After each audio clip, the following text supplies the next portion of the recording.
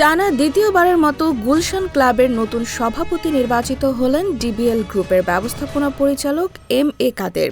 আগামী 2025-26 মেয়াদে এই দায়িত্ব পালন করবেন তিনি। রাজধানীর গুলশান ক্লাব লিমিটেডের সভাপতি নির্বাচিত হয়েছেন ডিবিএল গ্রুপের উপব্যবস্থাপনা পরিচালক ও গ্রুপ সিইও এম.এ. কাদের অনু।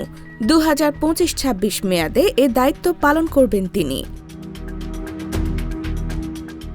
শনিবার গুলশান ক্লাবের 2025-26 সালের বার্ষিক সাধারণ সভা এবং পরিচালনা পর্ষদের সভাপতি ও পরিচালক পদে নির্বাচন অনুষ্ঠিত হয়।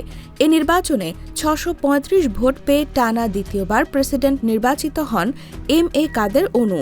তার নিকটতম প্রতিদ্বন্দ্বী এআইইউবি ট্রাস্টি বোর্ডের চেয়ারম্যান ইশতিয়াক আবেদিন পেয়েছেন 513 ভোট। এদিন ক্লাবের প্রেসিডেন্ট পদে মোট ভোট পড়ে 1156টি।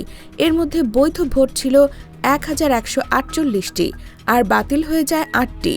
প্রেসিডেন্ট ছাড়া এদিন পরিচালক পর্ষদে অন্তত 10 জন নির্বাচিত হয়েছেন।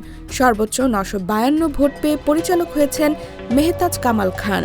878 ভোট পেয়ে নির্বাচিত হয়েছেন আনাফ আজিজ।